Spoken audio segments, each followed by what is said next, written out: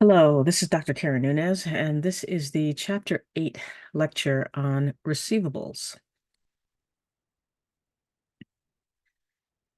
So typically, the most common transaction that creates a receivable is the sale of merchandise or services on account. We've had transactions in prior chapters where we've made a sale or provided services on account, and typically we just debit accounts receivable and we credit the revenue account. So the receivable is recorded by doing just that, a debit to the accounts receivable account. And accounts receivable, I like to think of as more of an oral promise to pay. And typically it's for a very short period, for a period of 30 to 60 days. So the expectation is that receivables will be paid within that time frame. And therefore they are classified on the balance sheet as a current asset. We also have notes receivable. Now, a note receivable, unlike an account receivable, is a more formal promise to pay. All receivables represent a promise to pay. Your customers promise to pay you. But an account receivable is an oral promise and it's more short term. Notes receivable is actually a written promise. So you've got a written instrument of credit, a more um, standard obligation on your customer's part to pay. And typically, some of them are due within a year, which would make them current, but some are actually non-current and they go beyond a year. The ones that we're looking at in this chapter, we're looking at current assets that we could either classify as accounts receivable or as notes receivable. But they all arise from, basic transactions, sales transactions, where we are either selling product or providing services. And in addition to accounts receivable and notes receivable, we also have other receivables. Typically, they are miscellaneous in nature. They relate to things like interest, taxes, and receivables from officers or employees. Sometimes companies will lend money to their employees, and then those receivables are recorded on the balance sheet in that other receivables category. We separate them from accounts receivable and notes receivable because they're not related to the general business transactions. They are other types of transactions. And so we do not typically classify them with the accounts receivable or the notes receivable, nor are they usually current. If they are, then of course the expectation would be that they're collected within 1 year. If it's beyond a year, then they would be non-current. The major issues that we focus on in this chapter are one, uncollectible receivables, and two, reporting receivables on the financial statements.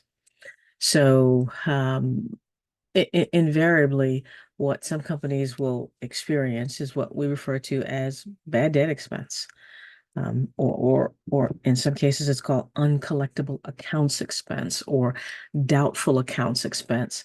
Those are just different names for the same account, and all it means is that you have a company that has receivables that they have difficulty collecting. And the indicators of uncollectible receivables are things like accounts that are past due, or customers that just don't respond to your attempts to collect, or the customer files for bankruptcy, or the customer closes their business, or you just can't locate the customer. They've moved and they've left no forwarding address. When those kinds of things happen, then there is the possibility of an uncollectible receivable. And if the customer doesn't pay, then we have to consider whether or not the account is going to be collectible, or if we should consider writing the account off. Writing it off means that we remove it from our books. So let's talk about uncollectible receivables. When we have an account that we deem as uncollectible, something that we do not think we're going to be able to collect on, because bad debts are inevitable.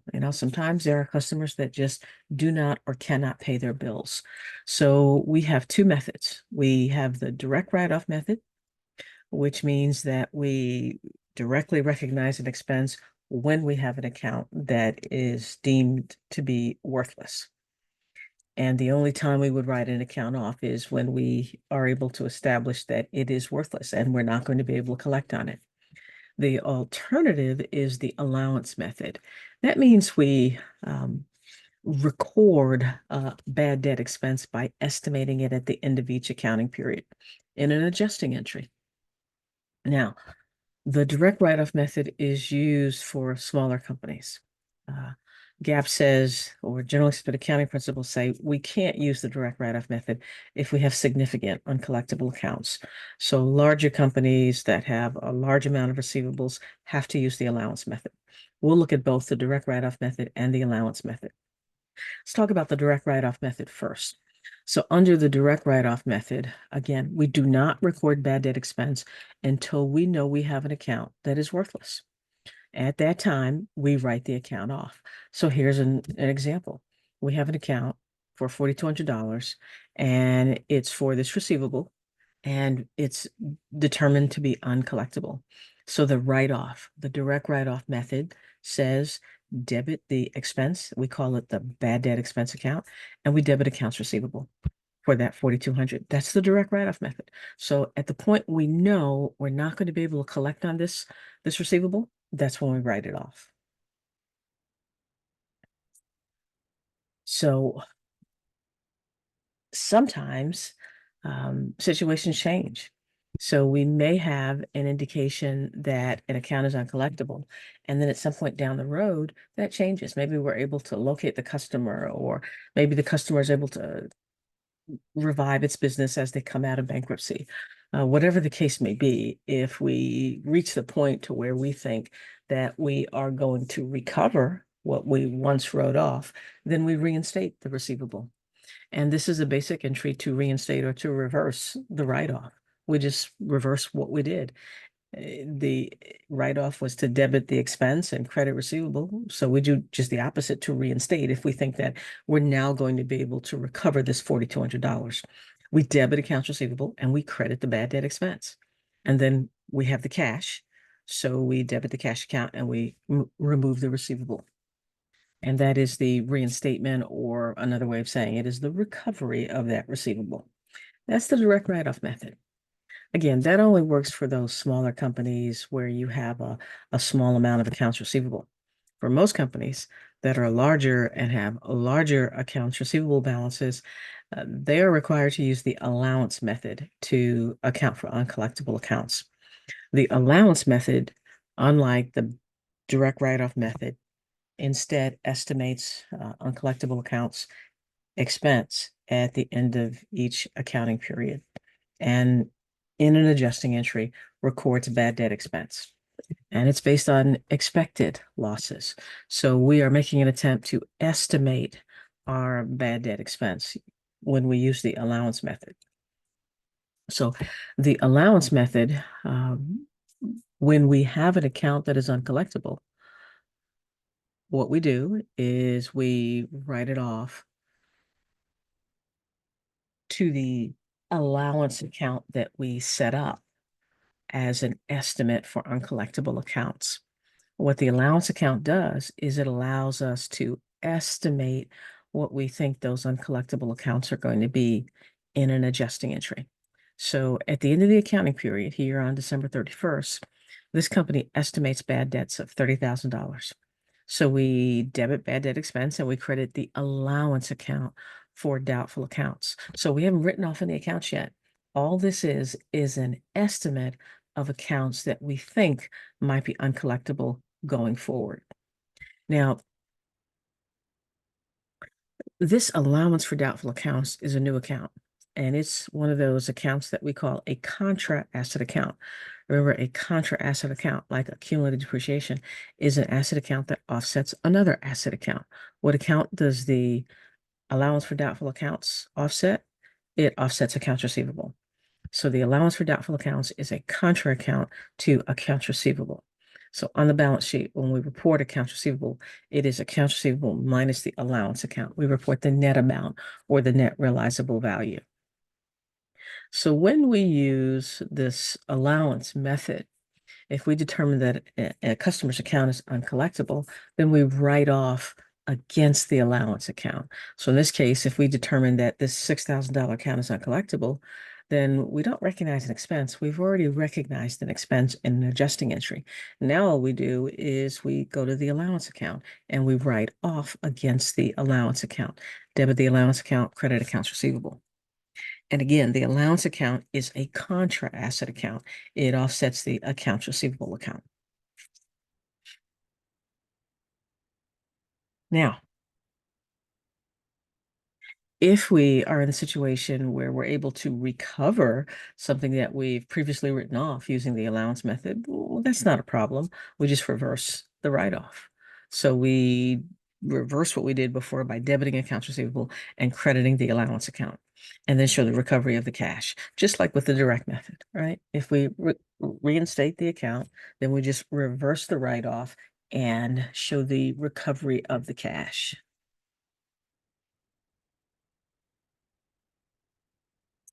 Now, let's talk about this allowance method, because the allowance method actually has two ways of determining the adjusting entry that allows us to estimate our uncollectible accounts.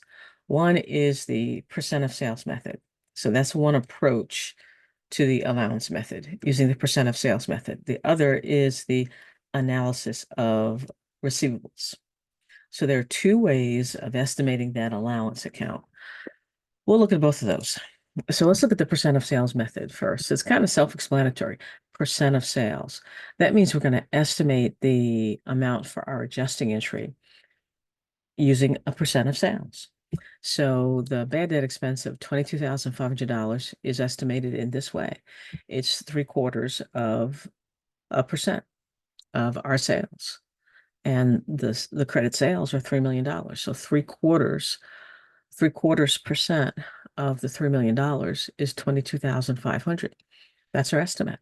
That's our estimated bad debts. And that's the amount that we use in our journal entry. So when you use the percent of sales method, the percent, right, the percent of sales gives you the bad debt expense. And the adjusting entry is that amount. Debit bad debt expense and credit the allowance for doubtful accounts.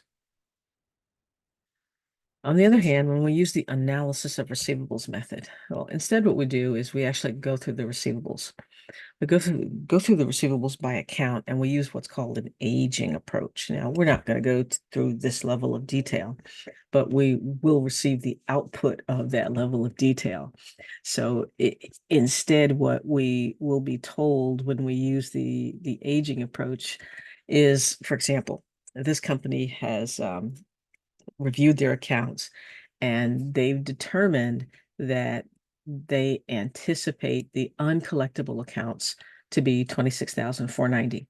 So they've looked at the receivables, kind of an aging schedule, which shows the receivables from the oldest to the most recent.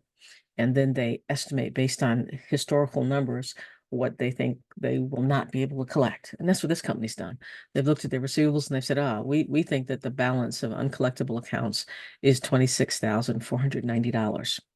Now, unlike the percent of sales method, this is not the amount we need in our journal entry. What happens with the analysis of receivables method is, what this tells us is what the balance should be in the allowance account. So essentially, what we're being told here is that the allowance account should have a balance of $26,490. That's what this method tells us. The analysis of receivables tells us what the balance should be in the allowance account. So what we're being told here is that the balance in this account, right? The balance in this account should be 26,490. It should be 26,490. Well, we already have 3,250 in the account. So that means we've got to add to the account to get it up to 26,490. So it's the 26,490 minus the 3,250. That's the amount that the adjusting entry needs to be. Because if we add in another 23,240, that will get us to what we need, the 26,490. So the adjusting entry is truly to adjust the account that we call allowance for doubtful accounts when we use this allowance method. So again, this is a bigger picture of this allowance for doubtful accounts. So we start out with this unadjusted balance. Before we make any adjustments, it's at 3250. So this is kind of before the adjustment, right? Before we make any adjustments, before we prepare that adjusting entry, this account only has 3250 in it. But we've just determined that the account from our account analysis should have a balance of 26,490. So if this is what we need, right? If this is what we need after the adjusting entry. That's what that tells us. If after the adjusting entry, we need to have this number, then the only way to get from 3250 to 26,490 is by adjusting or adding in another 23,240. That's why our adjusting entry, right, on the prior page is that 23,240. That's our adjustment to get this account up to where we need it to be. And you can see here, and I went a little bit too far here, and you can see here that this account, right, is adjusted now, and it's where we need it to be. We need a balance of 26,490, and the adjusting entry is to debit that bad debt expense for the 23,240 and credit the allowance account for 23,240. So basically, if I could summarize what we've done so far, when you look at the direct write-off method, we don't write anything off until we have a specific customer account that needs to be written off. There's no allowance account. We don't use an allowance account, and this is only going to work with small companies. But when we use the allowance method, we will estimate the uncollectible accounts, and in an adjusting entry, we will update the accounts at the end of each year. We can use the percent of sales method, which means we just multiply some historical percentage times our sales to get the amount of the adjusting entry. Or we could use the analysis of receivables method, which means we can estimate what we want the balance to be in the allowance account and then prepare the adjusting entry accordingly. And then we use that allowance account to actually write off those bad debts. So that's how we are going to account for our accounts receivable. Let's spend a little bit of time looking at our notes receivable. And a note receivable is technically called a promissory note. A promissory note is typically issued on a specific date for a specific term. And so there's a due date that determines when the note should be paid. And for our purposes, we have to account for the issuance of the note as well as the recovery of the funds on the note. And we need to be able to determine when the note is due and how much is due. So this is just an exercise in making sure that we understand how to get from the issuance date to the due date. So if we have a note that is issued, for example, on March 16th, and it is a 90-day note, it has a term of 90 days, then the note comes due on June 14th. How do we get from March 16th to June 14th? Well, there are 15 days remaining in March because March has 31 days, and 31 minus the 16th day, which is the issuance date, means we have 15 days in March. And April has 30 days, so we got 30 days in April, and May has 31 days. We got 31 days in May, and then 15 plus 30 plus 31 plus only 14 days in June equals the 90 days. It's a 90-day note. So that's how we get from the issuance date on March 16th to the due date on June 14th, because we need 90 days from March 16th. And that would be 15 plus 30 plus 31 plus 14. June 14th would be the actual due date of the note. So we've got to do that for our notes to determine when they're due and how much is due. And the maturity value of a note is going to be based on just the face amount plus the interest. And the interest is a basic calculation. Interest is always going to be the face amount times the interest rate times the term. So this note has a face amount of $2,000, an interest rate of 10%. Interest is always stated annually, but it's not an annual note, it's a 90-day note. So we only need interest for 90 out of 360 days. Again, it's an annual interest rate, but the note is only a 90-day note, so we only need 90 days of interest. That's why we multiply times the term of the note, which is 90 over 360. The interest is $50. And to simplify the calculations, we use an annual year of 360 days. So that's how we determine the interest on the note, and the maturity value is the amount that has to be paid, which is the face amount plus the interest. So what's required for our purposes is once a note is issued, in this case, oftentimes what happens is if a company will retire an account receivable by issuing a note receivable. So the customer no longer has an outstanding account receivable. It's been converted into a note receivable. And then what we have to recognize is that we've got a note that will be coming due in 30 days, in this case, with 12% interest. And it has a balance or a face amount of $6,000. So our requirement is to record this note when we collect on it, when it comes due. When it comes due at the end of 30 days, the face amount is collected plus the interest. So the total amount, the maturity value is $6,060. The interest is $6,000, face amount times the interest rate times the term, 30 over 360 days. So the $60 of interest plus the face amount of 6,000, total amount collected is 6,060. Debit cash for what we receive, credit note receivable for the face amount, credit interest revenue for the interest. And that represents the collection of that account, that note receivable.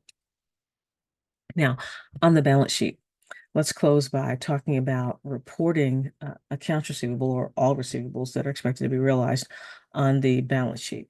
So we're obligated to report receivables at their net realizable value. So we record uncollectible accounts for the accounts receivable, not for the notes receivable. So the notes receivable just get reported at the face amount on the balance sheet, but the accounts receivable have to be reported net of the allowance account. So whatever the allowance account is, we've got to subtract that from the accounts receivable to get the accounts receivable net value, right? So what we're reporting here is accounts receivable minus the allowance account. And that's our obligation on the balance sheet, to report receivables at realizable amounts, amounts we expect to be able to collect on. So next, we'll be looking at some problems from Chapter 8. I'll see you then.